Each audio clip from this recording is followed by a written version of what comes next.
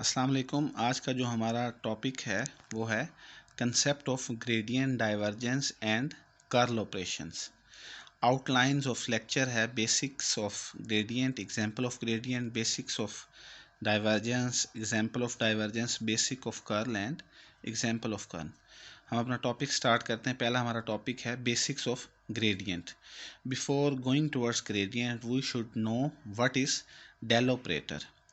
हमें vector operator, del operator जो है ये वेक्टर ऑपरेटर होता है। इससे हमें पता है कि ये partial over partial x i plus partial over partial z j vector component plus partial over partial z k इसका वेक्टर कंपोनेंट आई जे के जो किसी भी वेक्टर के उसके वेक्टर कंपोनेंट होते हैं। In gradient divergence of curl we need to apply this del operator. It is a vector operator. In gradient, divergence and curl we need to apply this operator del. It is a vector operator. Now we will move towards gradient. Gradient is a vector quantity. It is applied on scalar quantity. Scalar function पर या scalar quantity पर इसको apply किया जाता है और इसका जो रिजल्टेंट होता है वो क्या होता है, हमारी एक वेक्टर क्वांटिटी होती है। Gradient of function f can be calculated by gradient of function f is equal to del operator f is equal to del हमारे पास किसके होता है, पार्शल ओवर पार्शल एक्स आई, और f क्या है जो हमारे पास स्केलर क्वांटिटी है, where f is a scalar quantity. It explains variation of function in x, y and z direction, x, y, z direction, I, j और k. For example, if we apply gradient to function of temperature, then from gradient we can understand rate of change of temperature in x, y and z direction. Practical example of gradient is AC installed in a room and its cooling depends on position of AC. Variation of temperature in entire room that is based on position and that variation can be understood by having gradient. For example, ये हमारे पास कोई room है, इसके एक corner में AC लगा हुआ है, तो इस एसी के जो करीब तरीन एरिया है वहाँ क्या होगी, कूलिंग जो होगी ज़्यादा फास्ट होगी, और जैसे ही हम दूसरे कॉर्नर पे जाएंगे यहाँ कूलिंग क्या होगी, स्लो होगी। यहाँ के और यहाँ के टेम्परेचर में फ़र्क होगा, और इस वेरिएशन ऑफ जो टेम्परेचर है इसको हम with the help of gradient जो है वो हम समझ सकते हैं, फाइंड कर सकते हैं। एग्जाम्पल ऑफ ग्रेडियंट, तो कहते हैं find gradient of function f at point 1 2 3। Function हमें f दिया हुआ है, ये स्केलर क्वांटिटी है, is equal to x y square plus z cube y. Given scalar function is, we know that gradient of function f is equal to इतने, तो इसमें हम हर जगह इसका अलग-अलग पार्शियल डेरिवेटिव लेंगे, तो ये हमारे पास आएगा, और एट पॉइंट 1 2 3 उसके बदले x, y और z के बदले हमने ये वैल्यूज पुट करेंगे, तो हमारे पास जो ग्रेडियंट ऑफ फंक्शन f आएगा वो क्या है, देख लें, वेक्टर क्वांटिटी है, i j k की फॉर्म में। हमने स्केलर क्वांटिटी पर ग्रेडियंट को अप्लाई किया तो हमारे पास रिजल्टेंट क्या आया, एक वेक्टर क्वांटिटी आई है। Similarly, basics of divergence. Divergence is a scalar quantity and it is applied on vector quantity. Divergence क्या है, gradient के इन्वर्स है, वो क्या होता है, वेक्टर क्वांटिटी होती है, और किस पर अप्लाई होता है, स्केलर क्वांटिटी पर। ये क्या है, इसका जो रिजल्टेंट आंसर, जो फाइनली आंसर आएगा वो क्या होगा, स्केलर होगा, और हम जब अप्लाई करेंगे तो ये एक वेक्टर क्वांटिटी होगी।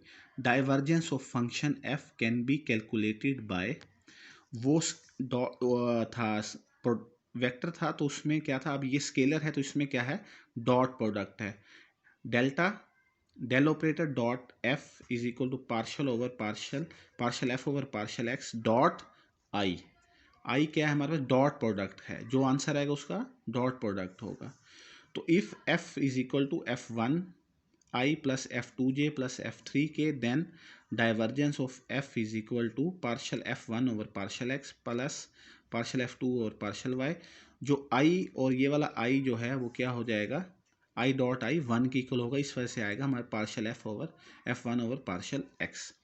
It explains overall variation of function in x, y and z direction. It explains overall rate of change with respect to coordinates.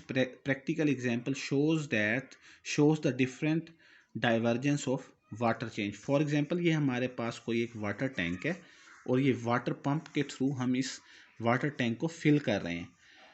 तो अब इसमें 3 एरियाज़ हैं जहां वाटर फ्लो को हम देख सकते हैं.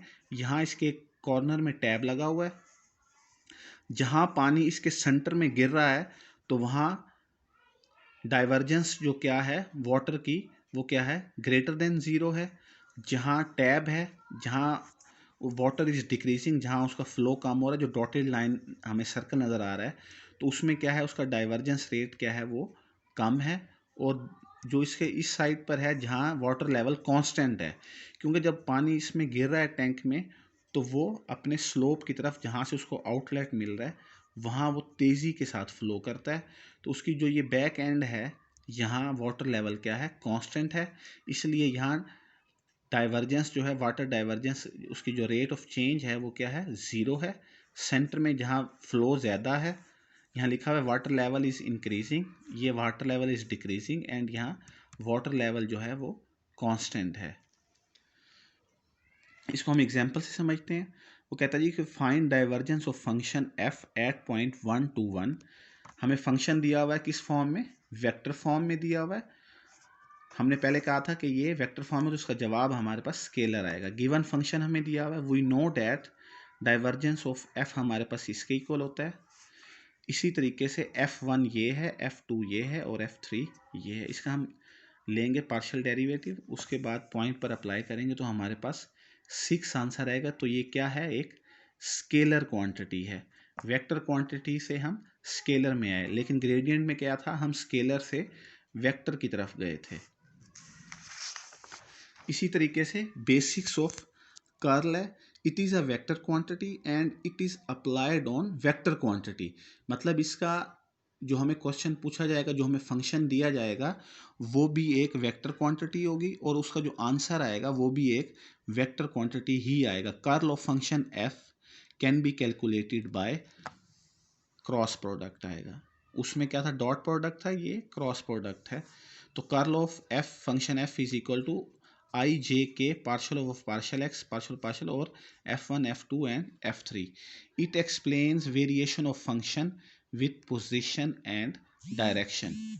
Practical example of curl is a turbine which is placed in river. ये हमारे पास कोई रिवर है, लाइन्स जो हैं, ये हमारे पास वाटर टर्बाइन है. हम कहते हैं कि वाटर टर्बाइन क्या है, उस पानी की या रिवर की सरफेस पर है, उसका फ्लो इस तरीके से, तो उसकी रोटेशन ऐसी होगी. तो at surface of river turbine will rotate fast.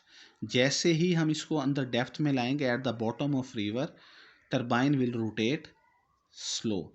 उसकी एग्जांपल कर्ल की दी हुई है, फंक्शन एफ दिया हुआ है. उसने क्या कहा कि एट पॉइंट 1 to 2 इस कर्ल को फाइंड करें. तो इसको हम क्रॉस प्रोडक्ट जो हमें फार्मूला का पता है, हम इसको ज़रब देने के बाद इसको हम करेंगे तो उसी वैल्यू पुट अप करके हमारे पास इसका आंसर आ जाएगा.